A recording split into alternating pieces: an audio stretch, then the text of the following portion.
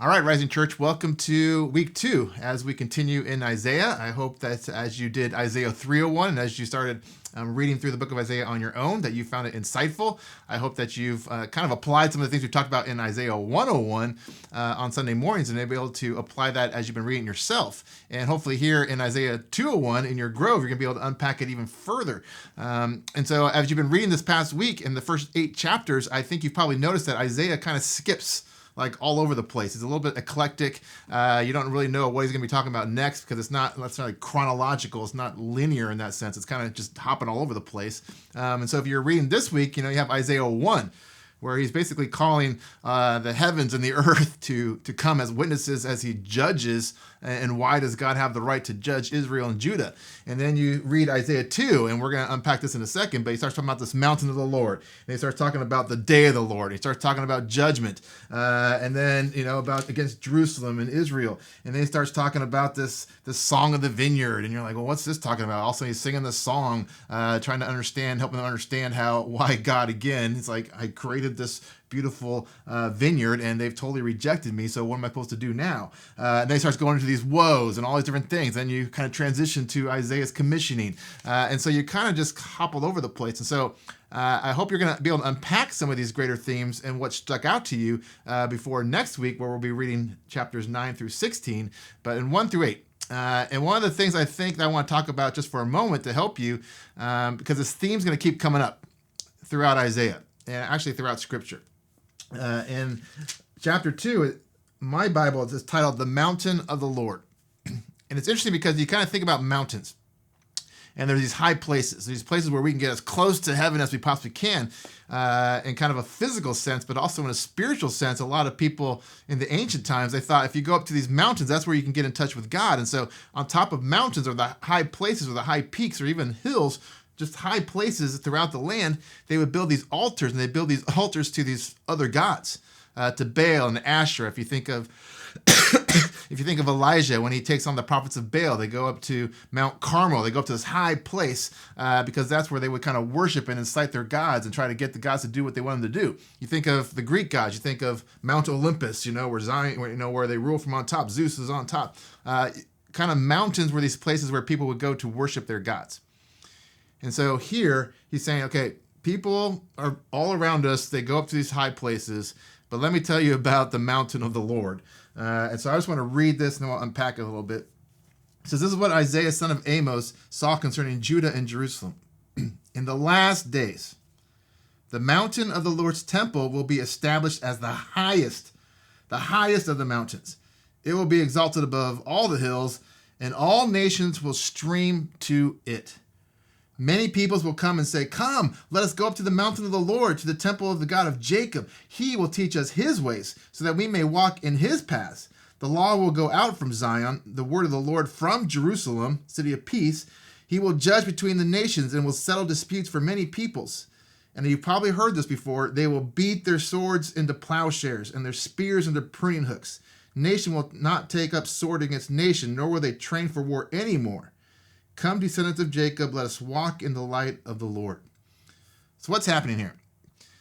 Again, we talked about this last week in the video, but is he talking literally or is he talking figuratively? So he's saying literally they're going to take their swords and they're going to make plowshares out of them. They're literally going to take their sword, and make pruning hooks out of them. Is that what he's saying? What's the greater image? What's the greater impression that's being left here? He's saying there's coming a day when the mountain of the Lord, meaning Mount Zion, which is Jerusalem, which is where the temple is, which currently is only 2,500 feet above sea level. So this is not the highest mountain on the planet. It's very not so much. In fact, the hill next to it, the Mount of Olives, is higher than that mountain. He's saying that one's going to be exalted. It's going to be lifted high. Figuratively saying this is going to be the highest mountain in the sense like this is where people go to worship because this is God's mountain and it's above all these other ones. All these other ones just are nothing. This is the highest mountain and people are going to come to it. And I love what he says. He says, it will be exalted above all the other hills and all nations will stream to it. And he uses this image of a stream, like water flowing to it, which if you think about it, is kind of a odd phrase to say about the highest mountain because the highest mountain streams don't flow up to it. They flow down from it. But he's saying basically what's going to happen is all these peoples from all these nations, they're going to come streaming to this mountain.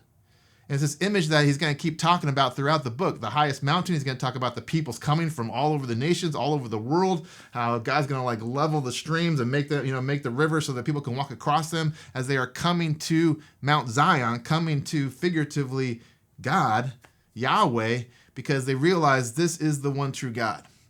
And so it's this beautiful imagery. In fact, at one point in Isaiah, he actually starts using this imagery of war, where in war, when you want to bring in your other troops, you would, I don't know if you remember like Braveheart or one of these movies where they like raise this banner and they're like, come on, come on. And then they would come in from the other side. He's saying that's what God's going to do. He's going to raise this banner and all these nations are going to stream to Israel, to Judah, or to Zion, to God. And he's going to deliver them. And so it's this constant theme that goes on where he's inviting the nations. In Isaiah 66, which is the last chapter of the very end, he says this in 66:18, and I, because of what they have planned and done, am about to come and gather the people of all nations and languages, and they will come and see my glory. They're going to stream to this mountain, which is higher than any other mountain. And then you get to the very end of the Bible in Revelation, chapter 5. We're talking about Jesus. It says, Jesus, you are worthy to take the scroll and open its seals because you were slain. And with your blood you purchased for God persons from every tribe, every language, every people, every nation. And so they're going to be streaming to God because he is the one that's above all others. And so I think as we continue through Isaiah, I just want you to kind of think of this imagery that he's saying, like all these other mountains are going to pale in significance to the mountain of the Lord, to Mount Zion, to what God is going to do as he invites all these nations to come to him. And those that do, they're going to have peace. And they're going to live in the city of peace, the New Jerusalem. Again, we talked about this a couple weeks ago, where there can be no peace until the Prince of Peace is king, who's enthroned, who's in charge, who's on the throne of our hearts and minds. And then you can have peace between nations. And then you can have peace between people. And then you can take all your shields and beat them into plowshares. You know what I mean? It's like you can take all the swords and make pruning hooks out of them. It's like then there's going to be peace. You can get away with the old way of things because he's making everything new.